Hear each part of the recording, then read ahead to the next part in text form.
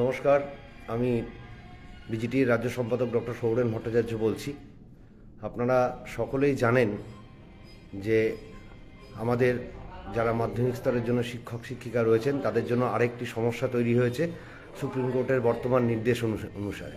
সাম্প্রতিককালে supreme court একটি নির্দেশ দিয়েছে, যারা upper primary section of the class নেন তাদের প্রত্যেককেই টেট পাস হতে হবে। আমরা যারা 2016 সালের আগে নিযুক্ত হয়েছি তারা প্রত্যেকেই নর্মাল সেকশন অর্থাৎ 5 to 10 জন্য নিযুক্ত হয়েছিলাম, কিন্তু 5 to 10 মধ্যে upper primary automatically included class 8 অবধি।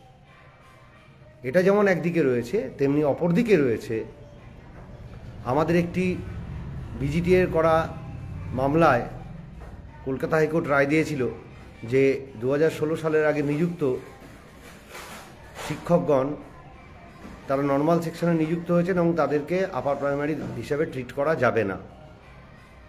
এটা অত্যন্ত গুরুত্বপূর্ণ রায় এই মামলার ক্ষেত্রে, কিন্তু মনে রাখতে হবে এই রায়টা কিন্তু শুধুমাত্র বিজিটিএর যারা সদস্য তাদের ক্ষেত্রে প্রযোজ্য, বাকিদের ক্ষেত্রে নয়। রায়ে পরিষ্কার বলা হয়েছিল the member of the association. এমতো পরিস্থিতিতে আমরা চাইছি যে আইনজীবীদের সঙ্গে দ্রুত পরামর্শ করতে এবং এই রায়ের কপি সুপ্রিম কোর্টে দেখিয়ে রিলিফ চাইতে। এবং আমরা অলরেডি আইনজীবীর সঙ্গে প্রাথমিকভাবে কথা বলেছি। আপনারা যারা বিজিটিএর সদস্য আছেন তারা নিশ্চিন্ত থাকুন যে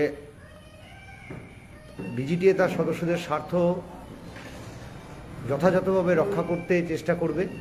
অ্যাট দ্য সেম টাইম যারা সদস্য নন তাদেরকেও আমি অনুরোধ করব যে দ্রুত সদস্য হন, কারণ পরবর্তী পর্যায়ে যা কিছু মামলা হবে মেম্বার অফ দ্য অ্যাসোসিয়েশন বলে হবে, এবং সেক্ষেত্রে যারা মেম্বার নন তাদেরকে পরবর্তীকালে চাইলেও আমরা অ্যাড করতে পারবো না।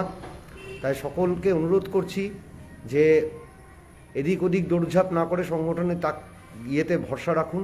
এবং এই কেসটা যদি সুপ্রিম কোর্টে রিভিউ পিটিশন করতে হয় তাহলে কিন্তু একটা জিনিস মাথায় রাখতে হবে, সেক্ষেত্রে আমাদের ভালো লয়ার নিতে হবে। সেই লয়ারে কিন্তু ফিজ অনেক। ফলে আমরা সবাই মিলে যদি সামান্য করে কন্ট্রিবিউশন করি তাহলে সেক্ষেত্রে সেটা অ্যাফোর্ড করাটা কোনো ফ্যাক্টর নয়। এবং আমি মনে করি সবাই এগিয়েও আসবেন। আমরা টোটাল এস্টিমেটেড এক্সপেন্ডিচার দিয়েও দেবো এবং সেক্ষেত্রে তার কত কি ফিজ লাগছে সবটাই বলবো। আপাতত প্রাইমারিলি আইনজীবীর সঙ্গে কথা হয়েছে, আমরা চেষ্টা করছি যে সুপ্রিম কোর্টের কোনো ভালো আইনজীবীকে দিয়েই ম্যাটারটা রিভিউ পিটিশন ফাইল করে রিলিফ নেওয়ার। যে আমরা অলরেডি ক্যালকাটা হাইকোর্টের অর্ডার আমাদের কাছে আছে যে 2016 সালের আগে এরা নিযুক্ত হয়েছিলেন, ফলে এদেরকে আপার প্রাইমারি হিসেবে ট্রিট করা যাবে না। এবং সেই হেতু আমরা সুপ্রিম কোর্টের কাছে অ্যাপিল করব যে তাহলে আমাদের টেট দেওয়া থেকে রিলিফ দেওয়া হোক।